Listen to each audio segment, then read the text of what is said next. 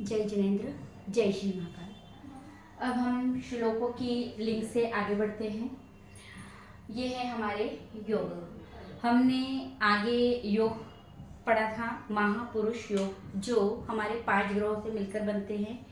मंगल, रुचक योग, बुध, भद्र योग, गुरु, हंस योग, शुक्र, मालव्य योग और शनि, शश योग। अब हमारा बचे 2 योग, और उसमें सूर्य से बनने वाले योग और चंद्रमा से बनने वाले योग होते हैं। 7 ग्रह, 2 राहु और केतु से छाया ग्रह है, तो इनसे बनने वाले कोई योग नहीं है। अब हमारे जो योग है, अब चंद्रमा से बनने वाले योग।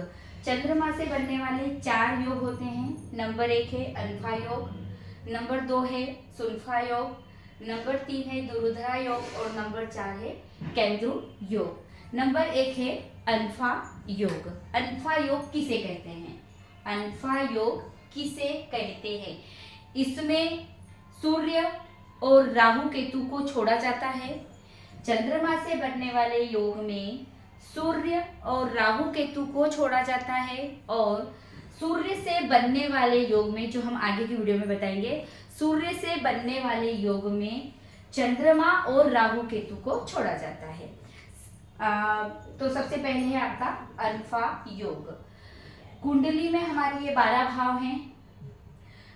तो जहां हमारा चंद्रमा विराजित होता है, चंद्रमा राशि नहीं, जहां का मालिक है वहां नहीं, जहां चंद्रमा जिस भी भाव में विराजित होता है, उस भाव से द्वादश भाव में कोई ग्रह हो, उस भाव से द्वादश भाव में कोई ग्रह हो और द्वितीय भाव में कोई ग्रह ना हो, तो उसे अल्फा योग कहते हैं। एक बार और समझ लो।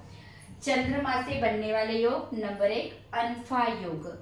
चंद्रमा कुंडली में जहां विराजित है, उस भाव से उसके द्वादश भाव में कोई ग्रह हो, लेकिन उसके द्वितीय भाव में कोई ग्रह ना हो, तो उसे अल्फा योग कहते हैं। मान लो हमारा चंद्रमा यहाँ विराजित है, तो इसका द्वादश भाव कौन सा हुआ? यहाँ। तो यहाँ पर हो गया मंगल। कौन सा भी ग्रह हो, मंगल हो, बुध हो, गुरु हो, शुक्र हो, सिर्फ सूर्य, राहु और केतु नहीं होने चाहिए। अगर वह होंगे भी तो भी वह योग नहीं माना जाएगा। और उसके द्वितीय भाव में कोई ग्रह न हो। इसे आप कुंडली से समझ लो। मान लो चंद्रमा आपका एकादश भाव में विराजित है और उसके द्वादश भाव में मंगल विराजित है, लेकिन उसके द्वितीय भाव में कोई भी ग्रह विराजित नहीं है, तो उस जातक को अल्फा योग होगा। अब ये अल्फा योग कितना पावरफुल होगा इस कुंडली में? यहाँ चंद्रमा किस भाव का मालिक है? प्रथम भाव का, मतलब त्रिकोण का मालिक होकर एकादश भाव में उच्च का होकर बैठा है, तो उस जातक को अल्फा योग पावरफुल है। उस जातक को अल्फा योग पावरफुल है, क्योंकि यहाँ चंद्रमा की स्थिति कैसी है? अच्छी मानी गई। जो भी योग मैंने आगे रोचक योग बताया, भद्र योग बताया, मालव्य योग बताया, हंस योग बताया, शश योग, जब वो बैठते हैं तो वो कैसे हैं, किस भाव के मालिक है, उसके अनुसार ही वह योग पावर देता है या ना देता है। तो यहाँ पर भी आपको चंद्रमा की स्थिति का ज्ञात होना बहुत जरूरी है। अगर चंद्रमा अशुभ भाव का मालिक है और अशुभ भाव में विराजित है, या जहाँ इसकी प्लेसमेंट नहीं है वहाँ विराजित हो गया, तो जब इससे संबंधित जो अल्फा योग होगा वह इतना पावरफुल नहीं होगा। अगला है आपका सुल्फा योग। चंद्रमा से जहां विराजित हो, उसके द्वितीय भाव में कोई ग्रह हो, लेकिन द्वादश भाव में कोई ग्रह ना हो, तो उसे सुल्फा योग कहते हैं। अब ये सुल्फा, मान लो चंद्रमा को हम विराजित कर देते हैं यहाँ पर,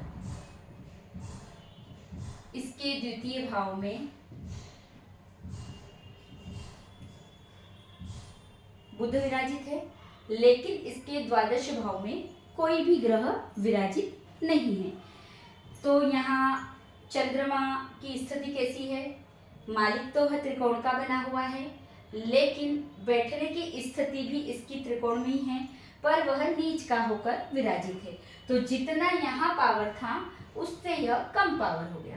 तो यह और फिर जिससे योग बन रहा है, किससे बन रहा है? यह बुध से बन रहा है, क्योंकि पीछे इसके कौन है? बुध है। यहाँ कौन था? मंगल। तो यहाँ मंगल की स्थिति कैसी थी? मंगल यहाँ कहाँ का मालिक था? केंद्र और त्रिकोण का, केंद्र और त्रिकोण का मालिक था, और बैठा भी दशम भाव में। तो दोनों से अगर पावर मिलकर पावर बन रहा था तो वह योग पावरफुल हो गया। और यहाँ बुध, बुध की स्थिति कैसी है? बुध व्यय भाव का मालिक है और त्रिशराय का मालिक है, और बैठा कहाँ है? षष्टम में। तो जब ये योग बन रहा है तो ये इतना पावरफुल नहीं होगा। अब हम आगे के योग आपको आगे वाली वीडियो में बताएंगे। जय जिनेंद्र।